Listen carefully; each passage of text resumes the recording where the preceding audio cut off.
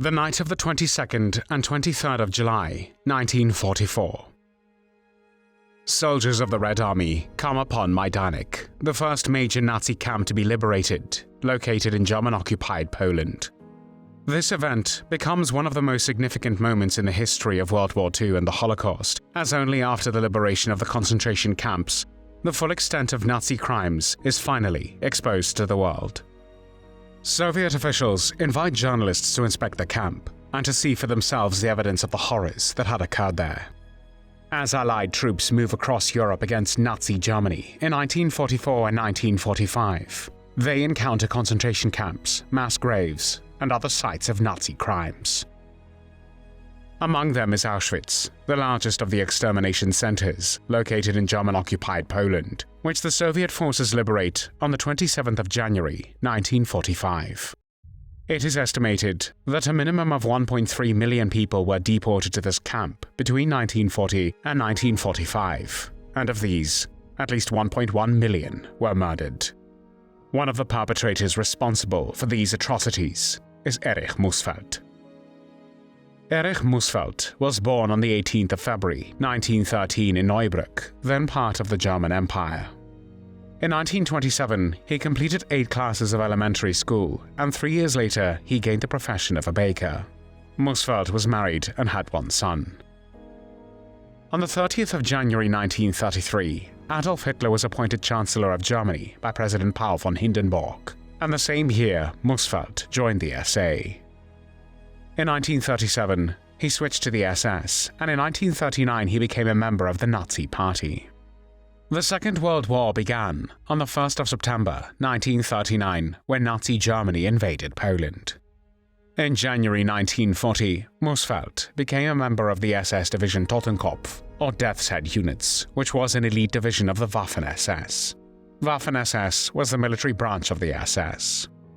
The SS Death's Head Units, named for the skull and crossbones symbol worn on the right collar of their uniforms, was established in 1934 by Theodor Eicke, the first commandant of Dachau, and later inspector of concentration camps. It was an independent unit within the SS, responsible for administering the Nazi concentration and extermination camps throughout Germany and later in occupied Europe. The units were trained to conduct themselves with strict discipline and cruelty, and to view the prisoners under their guard as enemies of the state, who should be destroyed if possible.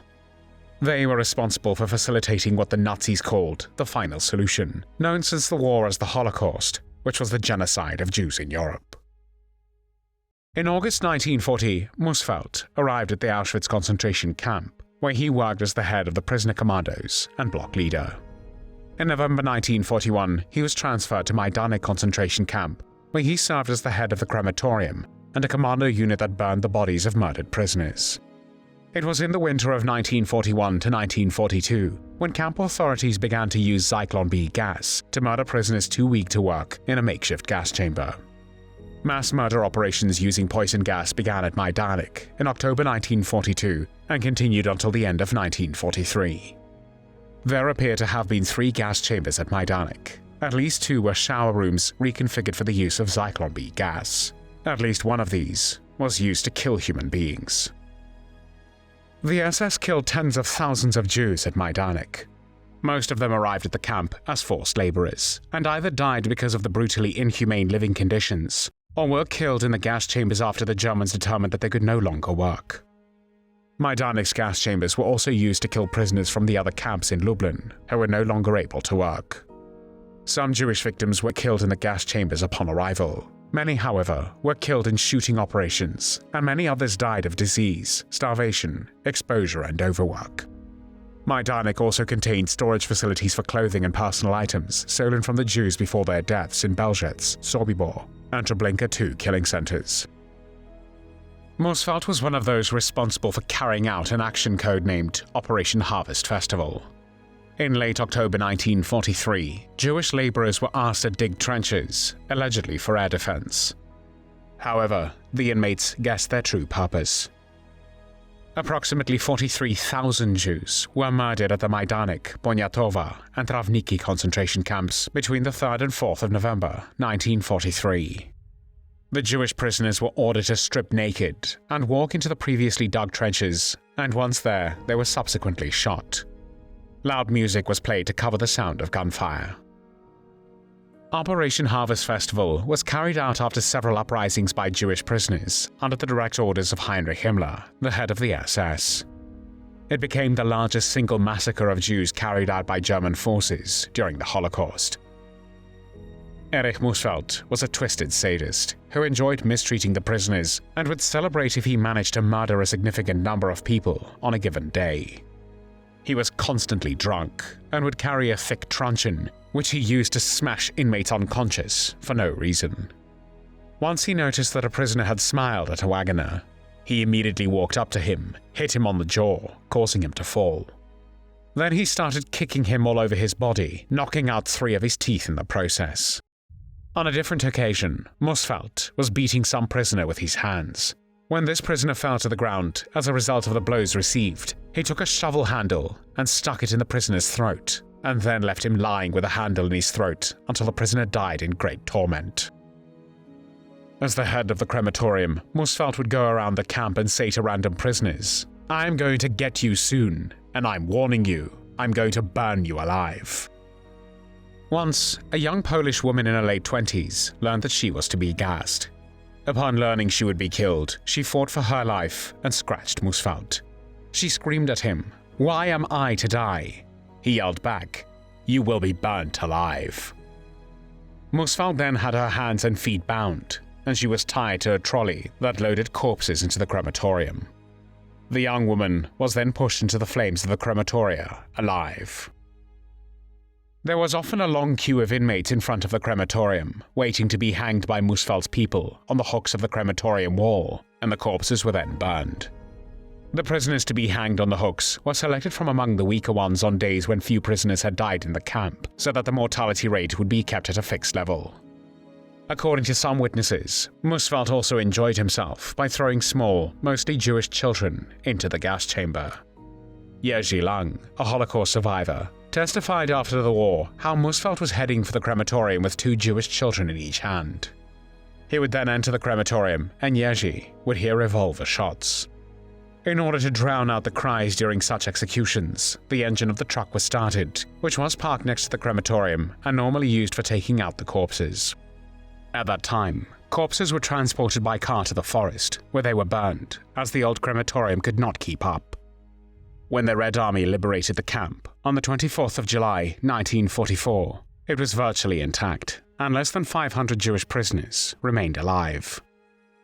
Soviet officials invited journalists to inspect the camp and see the evidence of the horrors that had occurred there. Between 80 and 120,000 people perished in Majdanek between October 1941 and July 1944, when the camp was operational. In May 1944, Muhsfeldt returned to Auschwitz, where he supervised the crematoria in Birkenau during the liquidation of hundreds of thousands of Hungarian Jews. Birkenau, the largest of more than 40 camps and subcamps that made up the Auschwitz complex, served as a center for the extermination of Jews.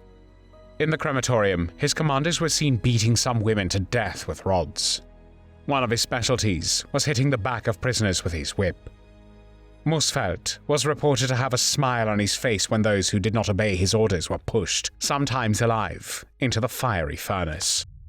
On one occasion, Muhsfeldt became furious about the Jewish boys from the Warsaw Ghetto.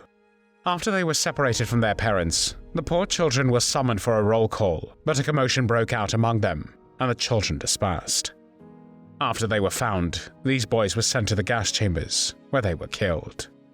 Miklos Nizli, a Hungarian Jewish prisoner and doctor at Auschwitz, said that once after Muhsfeldt shot 80 prisoners in the back of the head, he came to him for a checkup and had high blood pressure.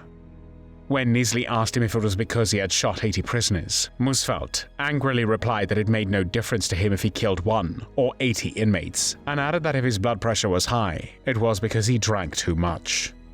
On another occasion, a 16-year-old girl survived the gas chamber, which was extremely rare. Nizli asked Muhsfeldt to spare her, but the request was denied, and to ensure that the girl died, she was shot in the back of the neck. In August 1944, Muhsfeldt was sent to the front lines where, among other things, he took part in the battle for Hungary, but after being injured, he was sent to the Flossenburg concentration camp in early April 1945. In addition to the dreadful conditions in Flossenburg, the Germans created such harsh living conditions for the prisoners that they often committed suicide. The camp's Nazi personnel would often carry out executions, punish the prisoners with whipping, and order long and extremely tiring roll calls. The camp was evacuated soon after Muhsfeldt's arrival, and during the death march, he was seen shooting dozens of prisoners who were too weak or too sick to walk. For all these atrocities, Muhsfeldt was awarded the War Merit Cross Second Class. After the end of the war, Muhsfeldt had to finally face justice and pay for his crimes. He was captured by the Allies, and in January 1947, he was sentenced by the US military court to life imprisonment. However, soon after he was extradited to Poland, where he was retried at the Auschwitz trial, which began on the 24th of November, 1947, and lasted 1 month. During the war, Muhsfeldt told one Polish political prisoner, "If you Poles weren't such fools like you are, we wouldn't have to burn you in the crematoria." In the end, however, it was the Polish Supreme National Tribunal in Kraków that found Muhsfeldt guilty of crimes against humanity and sentenced him to death by hanging. When Erich Muhsfeldt was executed at Montelupich Prison in Kraków on the 24th of January 1948, he was 34 years old. His body was subsequently made available to medical students at the University of Kraków as illustrative material. According to the previously mentioned Holocaust survivor, Miklos Niesli, Muhsfeldt's family did not fare any better. His wife was killed in an air raid, and his son was sent to the Russian front. There were no tears shed for Erich Muhsfeldt.